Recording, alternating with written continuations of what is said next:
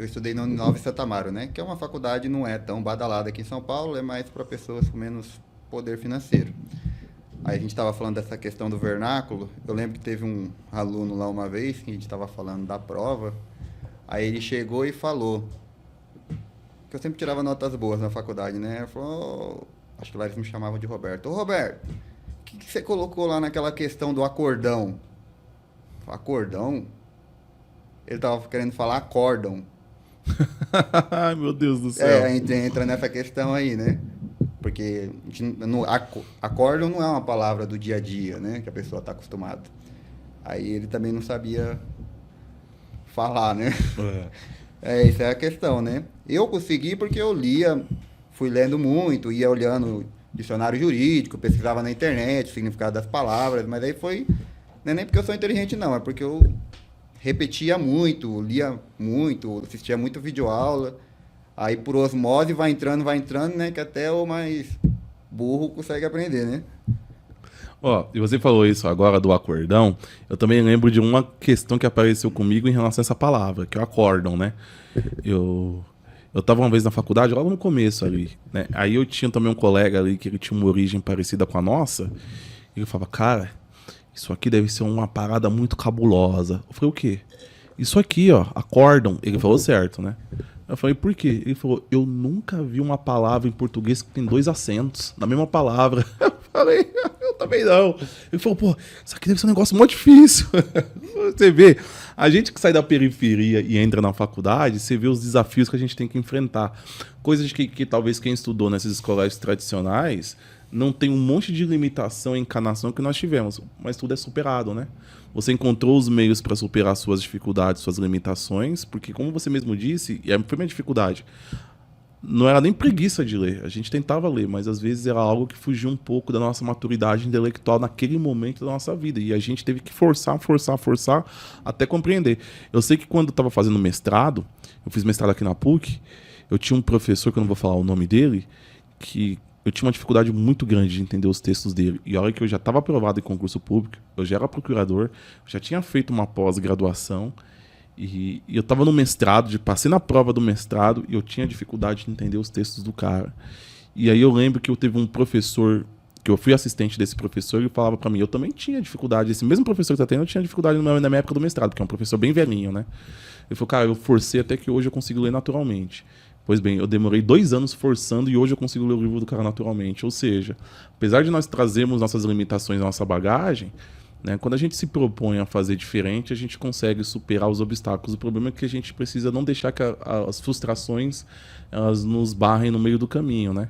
Eu achei muito interessante você reconhecer aí que você tinha dificuldade com o básico, que era ler os livros e compreender que Essa tudo bem. questão que a gente estava falando do método, qual era o seu método, tal, uma coisa que eu fazia diferente, que eu não conheci ninguém que fazia, que faz, eu tinha um cronograma de questões e outro cronograma de estudo. Eu não respondia questões do que eu estava estudando. Entendeu? Eu respondia questões lá, por exemplo, direito administrativo, atos administrativos, e estava estudando direito tributário. Porque aí eu seguia duas listas para eu tentar lembrar de mais coisas. Entendeu? E mesmo porque se a gente responde questões do que a gente está estudando, você fica às vezes ali com uma falsa sensação que você está indo bem. Se você pega questões de um tema que você já faz algum tempo que você não estudou, que você não está vendo, você já tem uma realidade maior. Eu falo, essas questões aqui eu não estou indo bem. Então, aí depois de um tempo eu ia e respondia as mesmas questões de novo. Esse era um método que eu fazia. Eu não respondia questões do que eu estava estudando.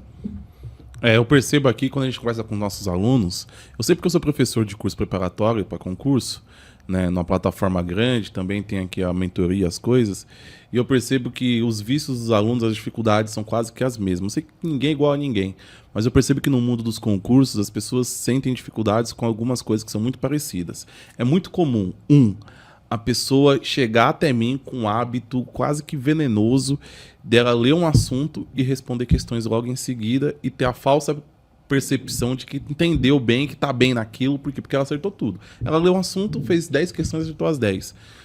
E aí eu explico, falo, olha, você acabou de ler. Será mesmo que seu cérebro guardou? Na verdade, você está lidando com a memória de curta duração. Só que o dia da prova você precisa, né, resgatar isso com alguns meses depois. Será que daqui a 2, 3 meses você vai acertar as 10? Será que você vai conseguir acertar 5, pelo menos? E aí, então, a gente explica para o aluno o seguinte, que resolução de questões possui propósitos diferentes a depender do momento que você faz elas. Se você lê um assunto e já fizer questões, isso só tem validade se você estiver fazendo questões para você entender esse assunto que você está lendo. Às vezes você lendo a teoria, você não está conseguindo compreender a lógica do negócio, aí você faz 2, 3 questões e você começa a entender. Perfeito. As questões aí passam a ter um papel não de te avaliar, não de mostrar que você está indo bem de algo que você acabou de ler, mas ajudar você na compreensão. Aí resolução de questões logo após é válido. De outra maneira, eu não acho válido. Por quê? Porque você vai responder as questões que você acabou de ler a teoria, você vai acertar, meu amigo? Dificilmente. Então, o que é ali o drama de quem está estudando para concurso? É efetivamente ter a maturidade de ter um cronograma de estudos em que está avançando com a matéria e junto, em paralelo, do jeito que você falou, a maturidade de desenvolver um cronograma de estudos de revisão. E aí, como você vai fazer sua revisão? As pessoas fazem de diversas formas, né? Estudam por mapas mentais, resolução de questões. As pessoas negligenciam muito a revisão. Negligenciam muito. As pessoas estão preocupadas em esgotar o edital e começa a ler as coisas e nunca mais pega aquilo para ler. Aí 5, 6 meses depois da prova, não vão fazer uma prova 5, 6 meses depois, não lembram do que estudaram lá atrás, porque passou 5 meses e ela nunca reviu. Nunca fez a revisão, melhor dizendo. E aí, isso que é extremamente, talvez, desafiador de quem está estudando para concurso público, é você conseguir ter essa maturidade que você percebeu lá atrás. Você tem que ter 2 cronogramas, meu amigo. Você tem que ter o cronograma seu de estudo, evolução, e o seu cronograma de revisão. E essas 2 coisas, obviamente, estão em momentos diferentes. Uma coisa você está aprendendo, compreendendo, evoluindo no edital, e outra coisa é a coisa que você já leu, já viu, você está precisando rever. Então, são assuntos diferentes. Só que as pessoas não têm essa maturidade no primeiro momento, elas esbarram nisso aí. Só que quando a gente conversa com quem já foi aprovado, ele mostra que em algum momento ele aprendeu que a revisão é tão importante quanto o estudo do negócio. E você precisa ter, então ter 2 cronogramas, né? Às vezes montado num papel só, mas 2 cronogramas. Um de evolução nos estudos e um de revisão. E você fazia isso resolvendo questões, pelo que você comentou então, né?